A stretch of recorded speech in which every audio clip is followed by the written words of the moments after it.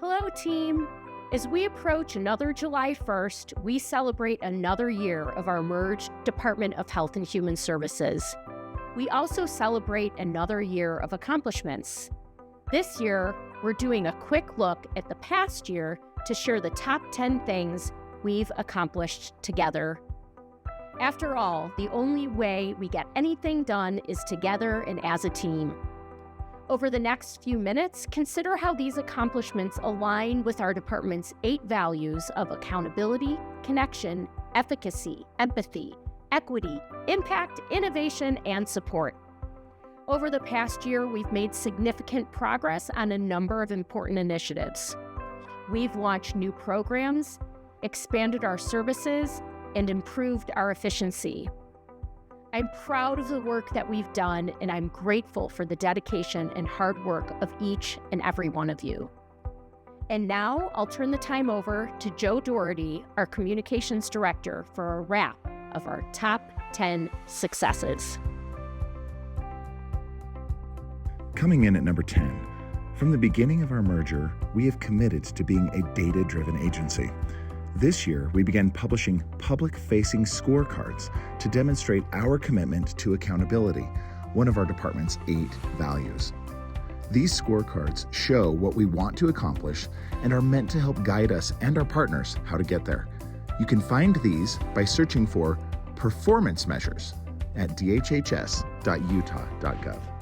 Number 9, the United States has about 750 full-time board-certified forensic pathologists. That is only about half the estimated need for the country. So it was a pretty tall order to find a new medical examiner when Dr. Eric Christensen announced he would retire this year. After a 1-year recruitment, we are proud to announce that Dr. Deirdre Amaro has stepped in as our new Chief Medical Examiner.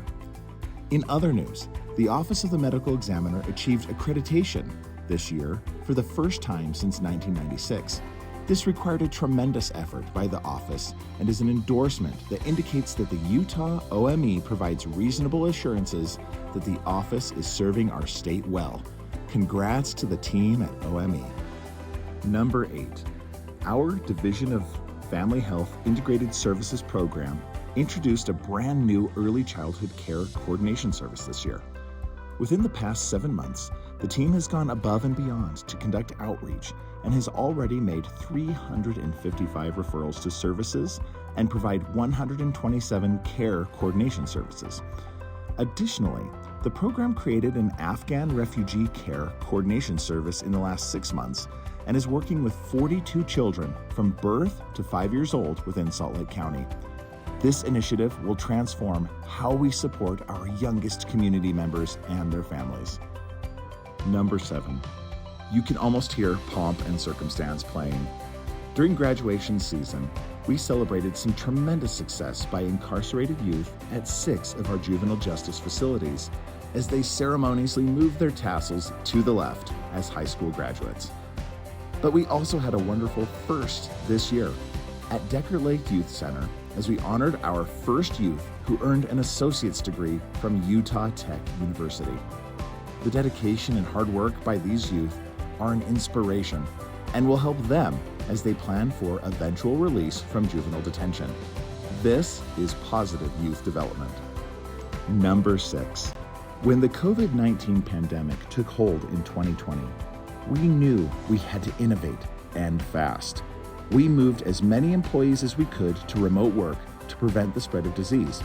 We learned a new way of working because the situation required it.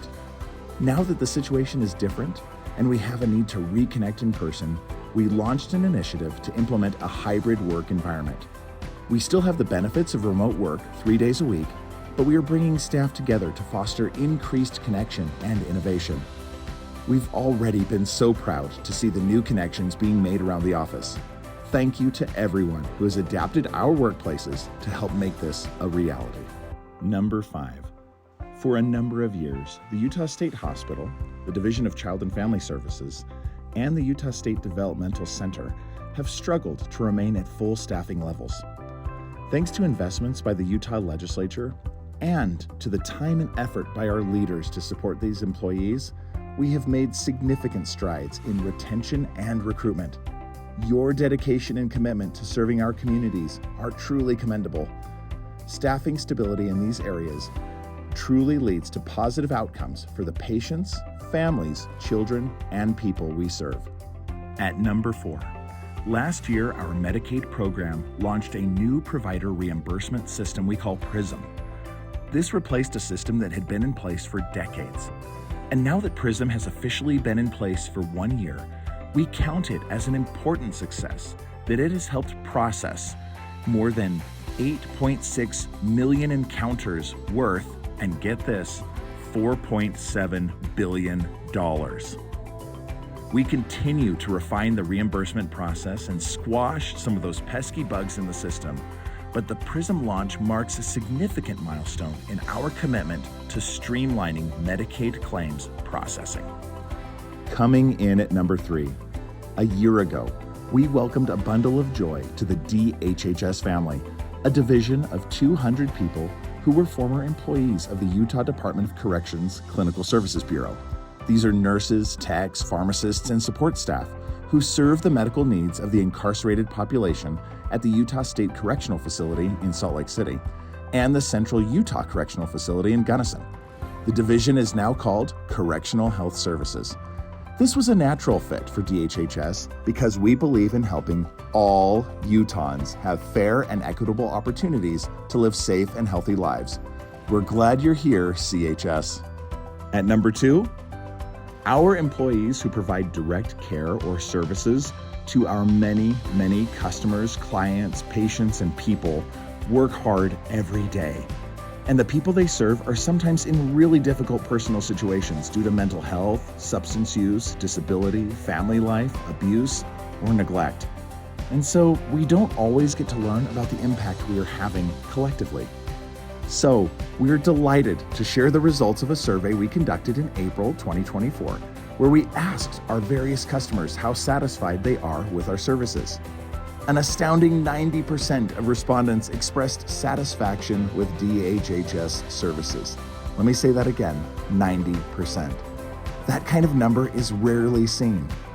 We commend our DHHS staff for the exceptional care they deliver, and we look forward to supporting you in ways to refine the great work you are doing. Congratulations to all of our direct care and support staff in DHHS, and thank you. And coming in as our number 1 success, sometimes problems just seem to find you.